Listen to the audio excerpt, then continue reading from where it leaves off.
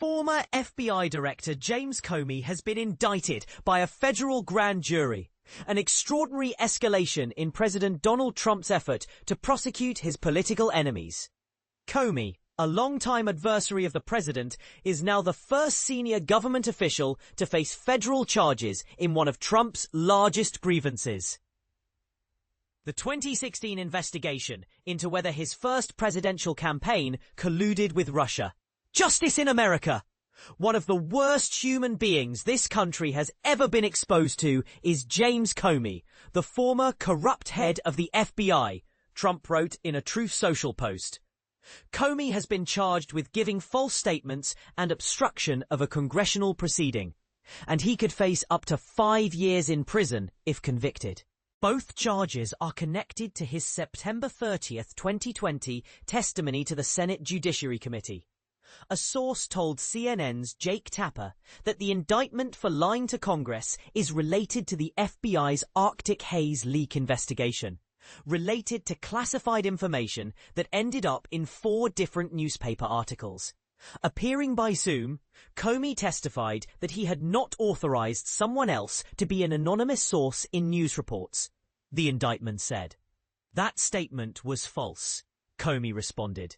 Comey responded to the indictment in an Instagram video saying, "Let's have a trial and keep the faith. My heart is broken for the Department of Justice, but I have great confidence in the federal judicial system, and I'm innocent," he added. Attorney General Pam Bondi said in a post on x.com/agpambondi/status/197353715836199 that no one is above the law. Today's indictment reflects this Department of Justice's commitment to holding those who abuse positions of power accountable for misleading the American people, Bondi wrote. Video ad feedback. Federal grand jury indicts former FBI Director James Comey on 2 charges, declines a third. 3:30, source CNN. www.cnn.com. 3:30, the charges were presented by Lindsay Halligan, Trump's former personal attorney and the new top prosecutor in the Eastern District of Virginia. She was not accompanied by any career prosecutor and is the only Justice Department official who signed the charging documents. During a brief hearing, a judge announced the new case against Comey and said publicly that 14 jurors agreed to indict on the counts of false statements in the jurisdiction of a congressional proceeding and obstruction of a congressional proceeding. Halligan, who had never presented to a grand jury, did a crash course to prepare with DOJ attorneys and FBI officials ahead of Thursday, a source familiar with the matter told CNN. Halligan participated in a number of practice runs and spent hours going through the material in preparation.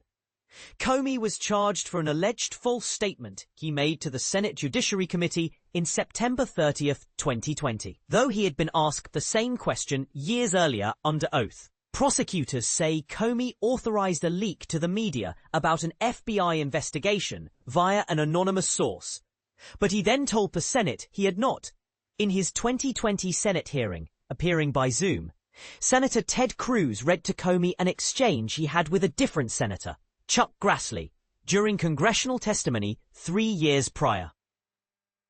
Cruz said to Comey in 2020, "On May 3, 2017, in this committee, Chairman Grassley asked you point blank, have you ever been an anonymous source in news reports about matters relating to the Trump investigation or the Clinton investigation? You responded under oath, never. He then asked you, have you ever authorized someone else at the FBI to be an anonymous source in news reports about the Trump investigation or the Clinton administration? You responded again under oath, no." Comey then said to Cruz, "I can only speak to my testimony. I stand by the testimony you summarized that I gave in May of 2017. Grand jury rejected third charge against Comey. A court record made public on Thursday certified that the grand jury voted no on indicting Comey on another alleged false statement to Congress, a very unusual occurrence in the federal court system. That other false statement allegation, which is not part of the indictment of Comey, according to this record, appears to pinpoint Comey's answer when he was asked about an alleged plan from Hillary Clinton during the 2016 campaign. "That doesn't ring any bells with me," Comey testified in 2020 in response to a question from Republican Senator Lindsey Graham in the Senate Judiciary Committee testimony. Graham told Comey about an alleged plan in 2016 where Clinton wanted to distract the public from her use of a private email server and fuel the 2016 Russia investigation around Trump and Russian hackers hurting the US elections. That question and answer has long fed conservative theories about Comey wanting to hurt Trump and assist Clinton during the campaign and into Trump's first presidency. The grand jury did not have a majority of 12 yes votes out of a possible 23 to indict Comey for that exchange with Graham, according to the court record. Comey's son-in-law, Troy A. Edwards Jr., resigned Thursday from his position as a senior national security prosecutor shortly after the former FBI director was indicted, according to a letter obtained by CNN.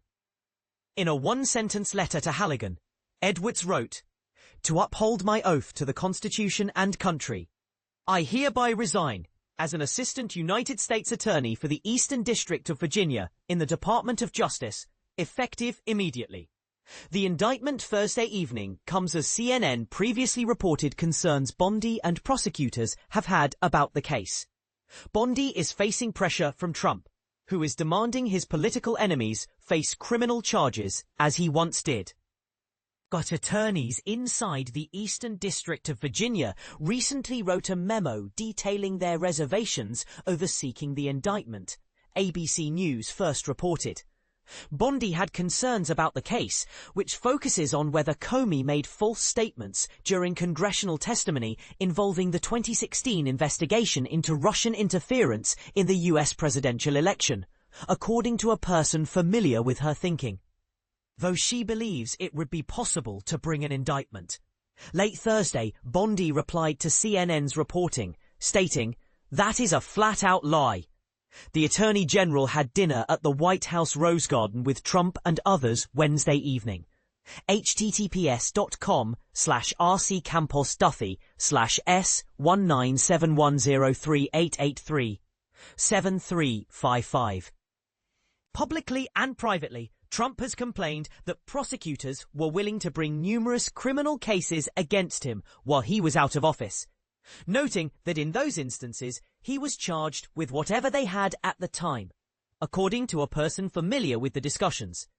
The person added that Trump has repeatedly said that the Justice Department should bring the best case it can when it comes to his political opponents and let the court decide the rest. "I just want people to act, and we want to act fast," Trump told reporters Saturday as he departed the White House.